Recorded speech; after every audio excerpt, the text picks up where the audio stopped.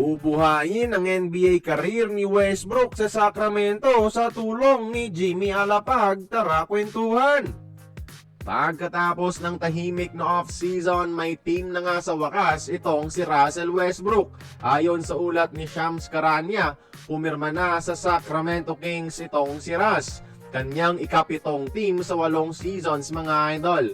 Walang starting caliber point guard ang Kings kaya pasok kaagad sa rotation itong dating MVP at makakatrabaho ng former NBA MVP at NBA Triple-Double King ang ating Gilas captain na si Jimmy Alapag, ng assistant coach ng Sacramento bilang isang lead player development coach ngayon.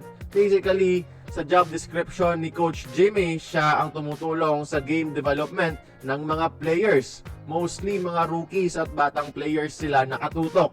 Pero parte pa rin ng kanilang assignment ang mga veterano at superstar gaya ni Westbrook, lalo na sa pag-incorporate at pag-integrate sa kanya sa bagong sistema ng bagong kupunan.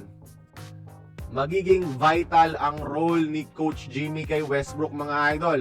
Tutulungan niya ito na mahanap ang effective na role sa Sacramento at maging serviceable player ulit dahil hindi pa rin naman laos ang isang Westbrook. Kaya pa talagang maging isang all-star, tiwala lang ng coaching staff ang problema. At saktong wala siyang mabigat na kaagaw sa Kings sa point guard possession ngayon. May freedom si Russ na maging dati niyang sarili at hindi malimit sa isang pagiging role player lamang. At pwede ring maibahagi ni Coach Jimmy ang sekreto ng kanyang shooting para mag-improve pa ang 3 points ni Russ at maging effective ngayong season.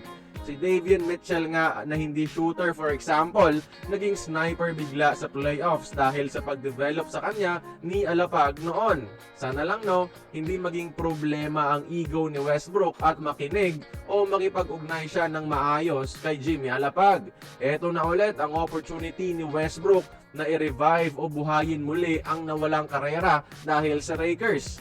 Lahat tayo sumusuporta kay Brody Westbrook at nakakatuwang isipin mga idol na isa ang dating Gilas captain natin sa magiging coach niya sa NBA at possibly instrumental pa ang role nito sa kanyang career revival. Kaya kayo mga idol, tingin nyo, may ibubuga pa ba itong si Russell Westbrook? Join the conversation, magkomento lamang sa ibaba.